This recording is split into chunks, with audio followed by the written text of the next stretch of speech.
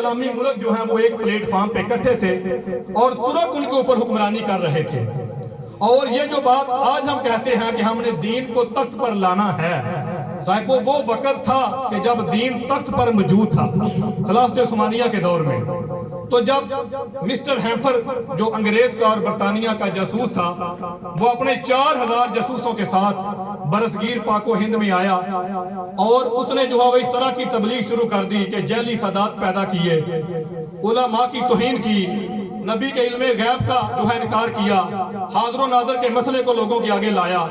بالآخر صاحبوں آج سے 100 سال قبل مسٹر ہیمفر اور ان کے 4000 جاسوس جن کے پیچھے انگریزوں نے لاکھوں روپے لگائے تھے، وہ اپنی جو ہے وہ فکر کے اندر کامیاب ہو گئے اور خلافت عثمانیہ ٹوٹ گئی. تب سے یہ امت فرقہ ہو کے رہ گئی. اقبال کے ساتھی بتاتے ہیں کہ جب خلافت عثمانیہ ٹوٹی تھی تو اقبال بچوں کی طرح بلک بلک کے روتا تھا اور کہتا تھا، دیکھ مسجد میں رشتہ تسبیح شیخ، کسی بت قدے میں برہمن کی پختہ زناری بھی دیکھ، چاک کر دی ترک نادان خلافت کی قبا، سادگی مسلم کی دیکھ اوروں کی عیاری بھی دیکھ.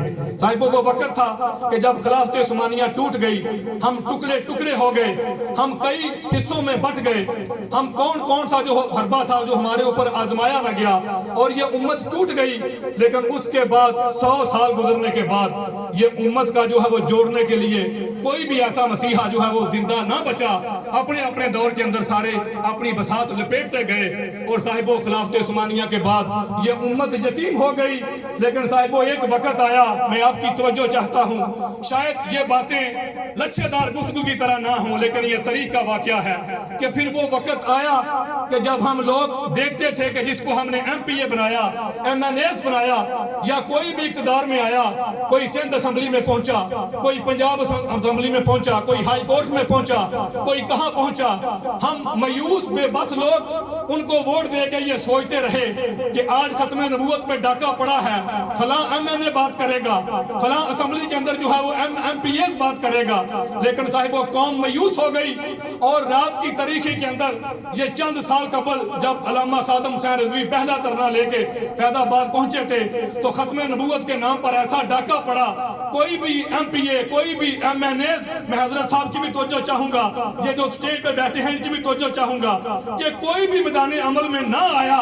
جب اللہ نے اس منظر کو دیکھا تو صاحبوں ذرا غور کرو، جب کسی نے بھی حضور کے نام کی بات کو نہ اٹھایا تو اللہ نے پھر میدان کو اس میں لے آیا جو ٹانگوں سے بھی مدور تھا.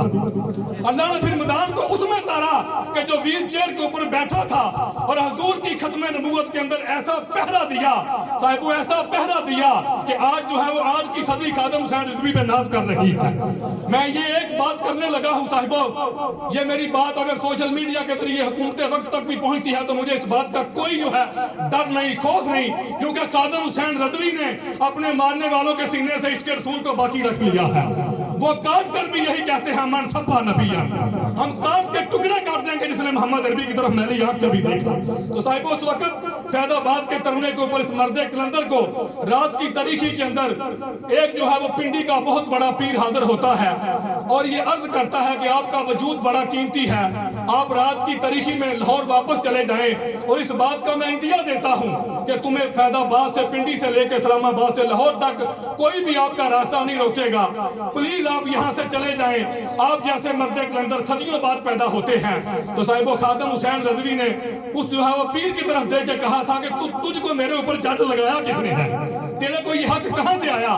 اس نے کہا تم نہیں جانتے، حکومت نے یہ الٹیمیٹم دے دیا ہے اور یہ ڈیڈ لائن دے دی ہے کہ ہم جو ہے صبح فجر کے وقت جو ہے وہ آپ کے اوپر حملہ کر دیں گے.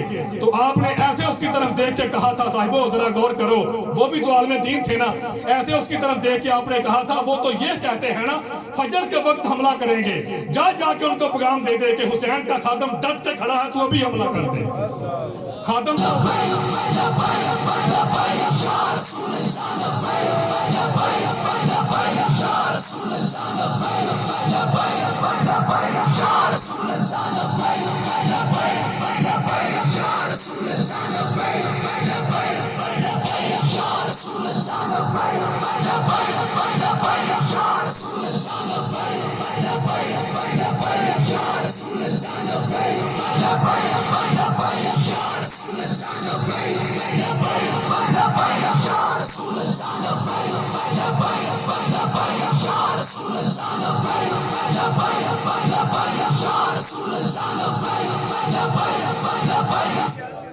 آپ نے فرمایا کہ میں ڈٹ کے کھڑا ہوں، وہ تو صبح کا کہتے ہیں، ان کو بول ابھی حملہ کر دے۔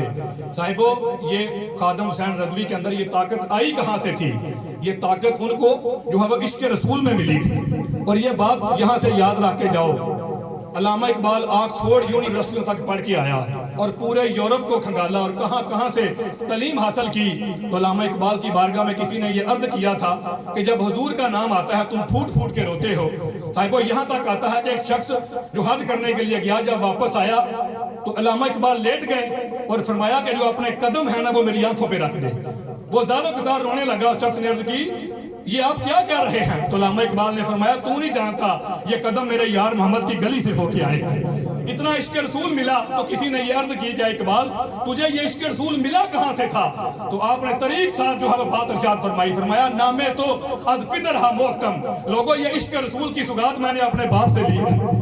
میرے بات کرنے کا مقصد یہ ہے صاحبو، تمہیں کسی یونیورسٹی سے، کسی کالج سے، کسی سکول سے یہ باتیں کم ملیں گی، بہت کم ملیں گی۔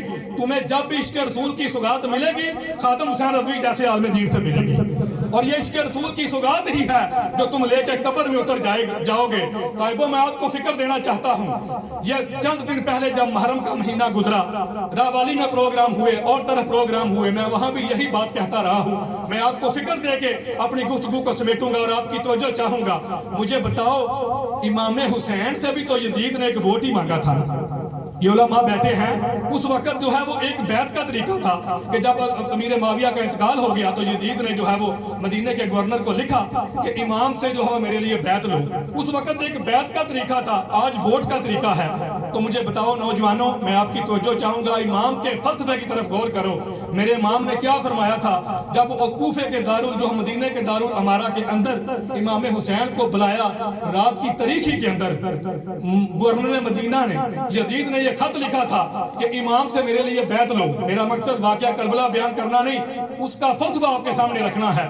تو جب امام حسین کو رات کی تاریخی میں بلایا گیا اور دارالامارہ کے اندر جب آپ پہنچے تو آپ نے جو یزید کا خط تھا وہ امام کے آگے رکھ دیا۔ میں آپ کی توجہ چاہوں گا، اس میں کیا لکھا تھا کہ حضرت امیر معاویہ کا انتقال ہو گیا ہے، تو اب یزید ابن معاویہ جو ہے وہ تخت پہ آیا ہے اور آپ سے بیعت کا مطالبہ کرتا ہے۔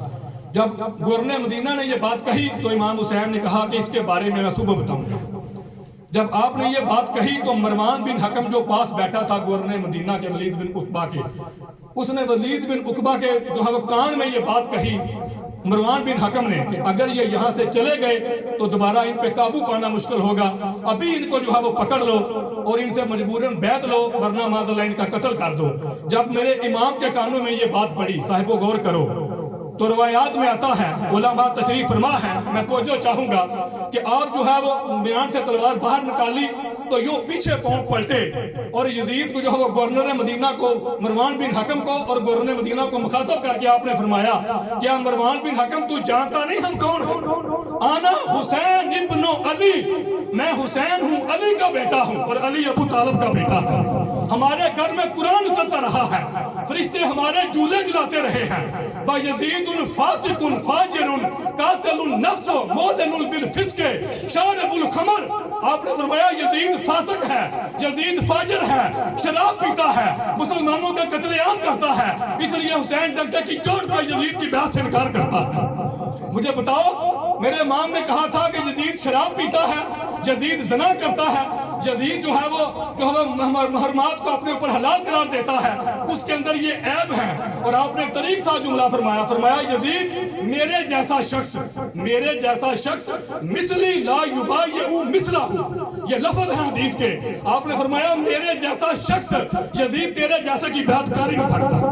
مجھے بتاؤ، اگر آج اس دور کے اندر میں اور آپ جو ہے وہ مانے حسین ابن علی کو اور ووٹ ان کو دے دیں جو یزید کے ساتھ کھڑے ہوں، ہم مانے حسین ابن علی کو اور ووٹ ان کو دے دیں کہ جو یزید کے ساتھ جن کی تلواریں ہوں، صاحبو یہ طریق ساتھ جملہ اپنے سینوں میں اتار کے جاؤ کہ میرے حسین اور مصطفیٰ کریم اسی پر راضی ہوں گے کہ جن کی تلوار بھی حسین کے ساتھ ہوگی، دل بھی حسین کے ساتھ ہوگا۔ اگر ہم یہ کہتے رہیں کہ ہم حسین والے تو صاحبو حسین والے تو وہ ہوتے ہیں کہ جو پھر دل سے بھی حسین کو مانتے ہیں۔ تو صاحبو ہمیں مایوس کیا جاتا ہے ہر بار کہ جب کوئی بھی اسمبلی میں جاتا ہے जब खत्म नबूवत की बात आती है हम बेबस और लाचार लोग रो धो के चुप करके बैठ जाते हैं। इसके अलावा हम कर भी क्या सकते हैं? साहिबो, आज की इस मजलिस में मैंने और आपने ये अहद करके जाना है कि ना नून का, ना जीम का, ना काफ का किसी का नारा नहीं लगेगा। आज के बाद जब भी नारा लगेगा सूरज मोहम्मद के नाम का नारा लगेगा।